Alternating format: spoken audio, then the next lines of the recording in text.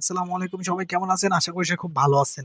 ভাই সত্যি বলতে কি এই ম্যাথের এই অঙ্ক দুটা শেষ করতে এই ৭ নাম্বার, আহ, ১০ নাম্বার এবং ১১ নাম্বার এই দুটা ম্যাথ শেষ করলেই আপনার এই ৪ নাম্বার অধ্যায়টা শেষ হয়ে যাবে। আর এই ৪ নাম্বার অধ্যায় শেষ হলে আপনি বলবেন যে ভাই এই ম্যাথগুলো কি এত সহজ ছিল?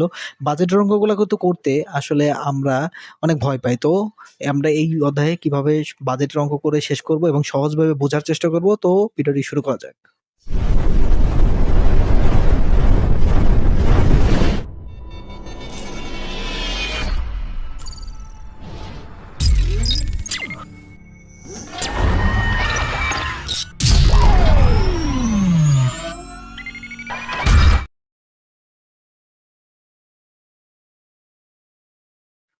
তো ম্যাথটা প্রথমেই আগেই দেখে নেব যে আসলে ম্যাথে কি বলছে, এবং বলছে যে show the journal entry following the event of the general fund of the Barishal city. তো বরিশাল সিটির আসলে সাধারণ যে ফান্ডটা আসলে কিভাবে ছক টানতে হয় এবং কিভাবে জার্নালে এন্ট্রি দিতে হয়, তো আমরা এই ভিডিওর মাধ্যমে আসলে দেখব। এর আগের ভিডিওগুলোতে আমরা কিন্তু এরকমই ভাবে দেখিয়েছি। তো আমরা প্রথমেই সাধারণ জার্নালের মতো আমরা আসলে ঘর টেনে নেব। ঘর টেনে নিলে জার্নালের জন্য প্রথমে হচ্ছিল ডেট, পরে হচ্ছিল রেফারেন্স, পরে হচ্ছে হলো ডেবিট ক্রেডিটের ঘর। তো আমরা এখানে প্রথমেই পুরা পরীক্ষার প্রস্তুতির মতোই আমরা আসলে শেষ করব, একবার পুরা এ টু জেড আসলে সলভ করবো যে একটা ম্যাথে আসলে শুরু থেকে কি লাগে। যেমন হচ্ছে আমরা এখানে সলিউশন দিব। সলিউশন সলিউশন হচ্ছে হলো ১০ নাম্বার হলো প্রবলেমের সলিউশন। আচ্ছা, এইটা হচ্ছে হলো ব্যতিক্রম বইয়ের পেজ নাম্বার হলো ১২১, আর হচ্ছে হলো প্রবলেম নাম্বার হচ্ছে হলো ১০। এটা হলো প্রবলেম নাম্বার, ঠিক আছে? তো এটা হলো পাবলিক সেক্টর এবং এনজিও অ্যাকাউন্টিং এর। আমরা হচ্ছে হলো বাজেটের অঙ্ক করতেছি, ঠিক আছে? তো এখানে আমরা আসলে কোন কোম্পানি করতেছি? The show the entry of the following the event of general fund of the Barishal city. The এর বরিশাল সিটির হচ্ছে হলো আমরা হচ্ছে হলো জেনারেল ফান্ডটা তৈরি করবো। কারণ বরিশাল বরিশাল সিটি বরিশাল সিটির কি করতেছি? General fund general fund. আর হচ্ছিল এখানে কি বলছে? Journal entry. তাহলে হচ্ছিল জার্নাল এন্ট্রি নিচে দিয়ে দিলাম, journal entry, entries, entries, journal entries. তো এখানে আমরা জার্নালের ডেট দিব, এস হলো অ্যাকাউন্ট টাইটেল, এরপর ছিল রেফারেন্স, এরপর ছিল ডেবিট টাকা, আসলে ক্রেডিট টাকা। তো এই পর্যন্ত আসলে তো বুঝছেন নাকি? ও, এর পর্যন্ত বোঝার পরে তারপরে আমরা এখানে বলছে হচ্ছিল প্রথম প্রথম এন্ট্রিতে বলছিল the collection during the year amount হচ্ছে হলো ৪,৮০,০০০ টাকা for the tax rate. License and permitted হচ্ছে হলো ট্যাক্সের মাধ্যমে পাইছিল। মানে সিটি কর্পোরেশন অনেক ট্যাক্স পায় না, যেমন বাড়ি থেকে ট্যাক্স পায়, গাড়ি থেকে ট্যাক্স পায়, তারপরে নতুন নতুন যেমন গাড়ি ক্রয় করলে ট্যাক্স আসে, এটা হচ্ছে সেই ট্যাক্স। লাইসেন্স অ্যান্ড পারমিটের লাইসেন্সের থেকে হচ্ছে ৫০,০০০ টাকা এবং ফাইন অ্যান্ড ফরফেইটের থেকে হলো ১৫,০০০ টাকা। তো এখানে এটার আগে আমাদের এই সমীকরণটা করার আগে একটু কাজ করার বাকি আছে। সেটা হলো যে আপনারা একবারে করতে পারেন, আর হচ্ছে হলো আর নাহলে আপনারা করতে পারেন, হচ্ছে হলো একটু ভাঙাই করতে পারেন। তাহলে ভাঙাই করার জন্য আসলে আমরা কিভাবে করতে পারি? তো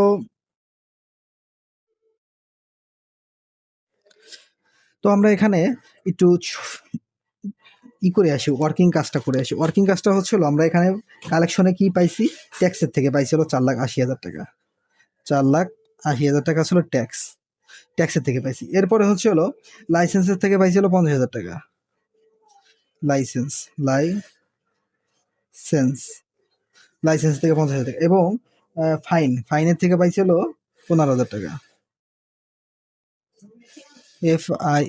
ফাইনে হচ্ছে হলো ১৫,০০০ টাকা। তো এটা হচ্ছে হলো আমরা হচ্ছে হলো করবো ৪,৮০,০০০ টাকা যোগ হচ্ছে হলো ৫০,০০০, আর হচ্ছে হলো ১৫,০০০ টাকা হলো যোগ দিব, তাহলেই ৫,৪৫,০০০ টাকা। ঠিক আছে, ৫,৪৫,০০০ টাকা আছে। তো আমরা এরপরে এখানে আমরা দিব হচ্ছে যেহেতু আমাদের কালেকশন হয়ে গেছে, তাহলে আমরা কি ক্যাশ পাইছি কত? ক্যাশ পাইছি হলো ক্যাশ টোটাল পাইছে হলো ৫,৪৫,০০০ টাকা। এর ভিতরে কিসের থেকে পাইলাম হচ্ছে ট্যাক্স রিসিভেবল হচ্ছিল, কারেন্ট হচ্ছিল ট্যাক্স রিসিভ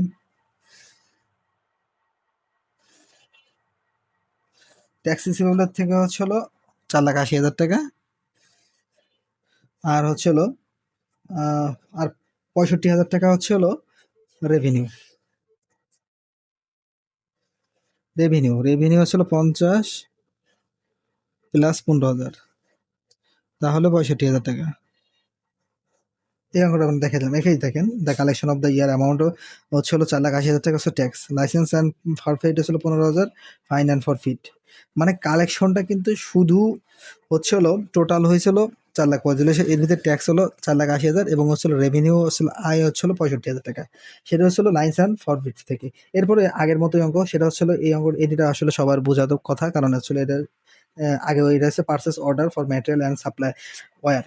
পারচেস করছে অর্ডার, ক্রয় করার জন্য পারচেস করছে কি সাপ্লায়ারের কাছে ম্যাটেরিয়াল।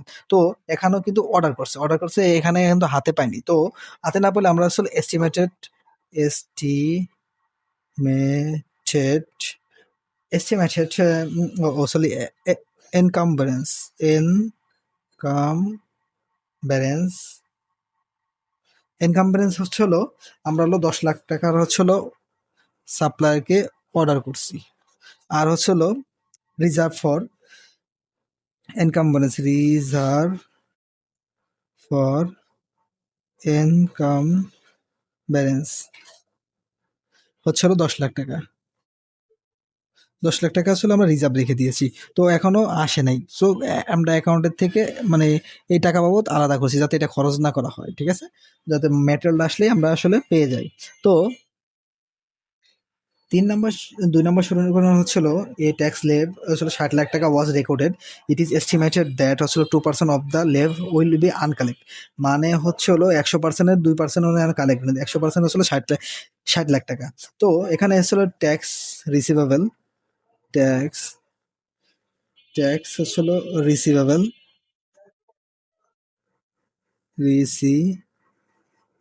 রিসিভেবল কারেন্ট হচ্ছিল 60 লাখ টাকা, 6টা শূন্য। এরপরে হচ্ছে হলো আপনার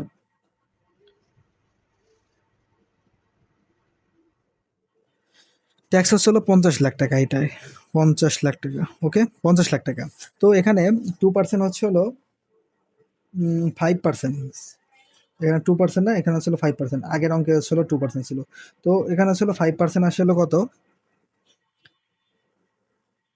এস্টিমেটেড এস্টিমেটেড আনকালেক্ট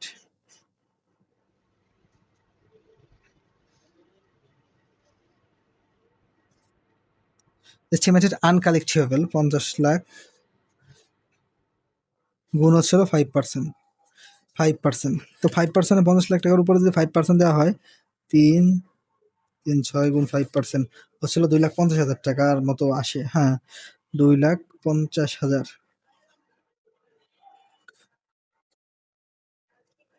ও এখানে হচ্ছে হলো আপনাদের 5 লাখ টাকা, সরি এখানে 50 লাখ টাকা দিছিলাম, 5 লাখ টাকা হবে।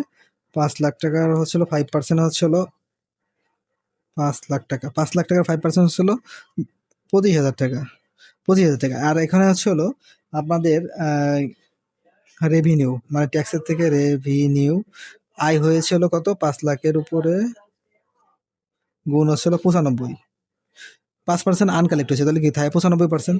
তাহলে 95% যদি হয় তাহলে 5 লাখ ইন্টু হচ্ছিল 95% হচ্ছিল 4,75,000 টাকা।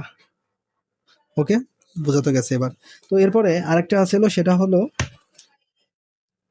এ ট্যাক্স স্লেভ, এটা হচ্ছিল করছি 4 নম্বর সমীকরণ। 4 নম্বর সমীকরণের জন্য অন্য পেজে যাওয়া লাগবে। আমরা আসলে 5 নম্বরে চলে আসলাম, 5 নম্বর সমীকরণে, যেটা হচ্ছিল ফর দ্য ফরফেইট। তো 5 নম্বর ম্যাথে চলে আসলাম। 5 নম্বরের সমীকরণ হচ্ছিল the sales for the period. 5 lakh টাকা হচ্ছে 10% of the which held for the taxes to be paid হচ্ছিল এনআরবি মানে ন্যাশনাল রেভিনিউ বোর্ডের জন্য আসলে ভাউচার পেইড, আর বাদ বাকিটা হচ্ছিল which are the voucher and paid. তো সেটা হচ্ছিল এখানে বলি স্যালারির জন্য যাদের কর্মী আছে তাদের জন্য 5 লাখ টাকা হচ্ছিল স্যালারি হচ্ছে, 10% হচ্ছিল রাজস্ব বোর্ডের জন্য আলাদা করে রাখা হয়েছে, এবং হচ্ছিল স্যালারিটা আসলে ভাউচারের মাধ্যমে প্রদান করে দিয়েছে। তো আমরা এখানে এন্ট্রিটা হবে হলো প্রথমে আমরা আসলে প্রথমে বসাই হলো যেহেতু খরচের ক্ষেত্রে, তাহলে আসলে এক্সপেন্ডিউটিওর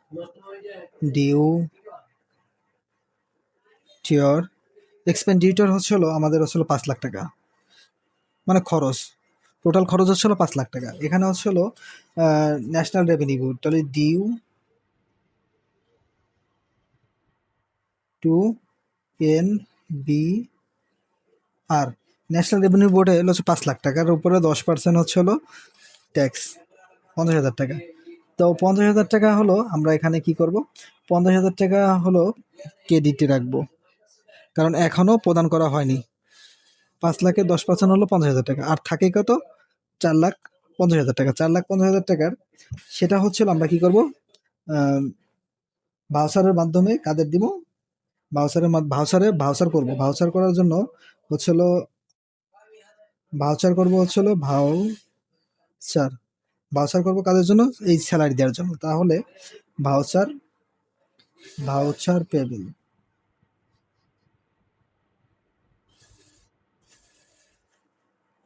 ভাউচার করবো 5 লাখের উপরে কত পার্সেন্ট, ওখানে আছে 10%, তাহলে থাকে কত, 90% না। তাহলে 90%-এর উপর হলো 5 লাখ ইন্টু হলো 90%, তাহলে 90% হলো 4,50,000 টাকা।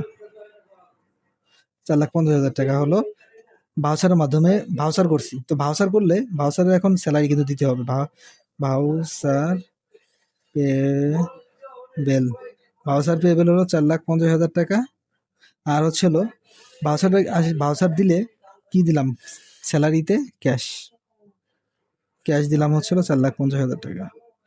ওকে, এই অঙ্কটা হচ্ছে হলো আপনাদের সহজের জন্য এটা আসলে করালাম। এটা হচ্ছে মাত্র 2 স্টার 3 স্টারে রয়েছে, তবে অতটা ইম্পর্টেন্ট না। এরপরের যে ম্যাথটা হচ্ছে সেটা হচ্ছে হলো 122 নাম্বার পেজের 11 নম্বর, মানে পাবলিক সেক্টর এবং এনজিওর অ্যাকাউন্টিং এর 11 নম্বর প্রবলেমটা অনেকটা ইম্পর্টেন্ট আছে, মানে এটা বাধ্যতামূলক করাই লাগবে। তো সেই ভিডিওটাতে আমরা আসলে সামনে নেক্সট ভিডিওতে আনতেছি।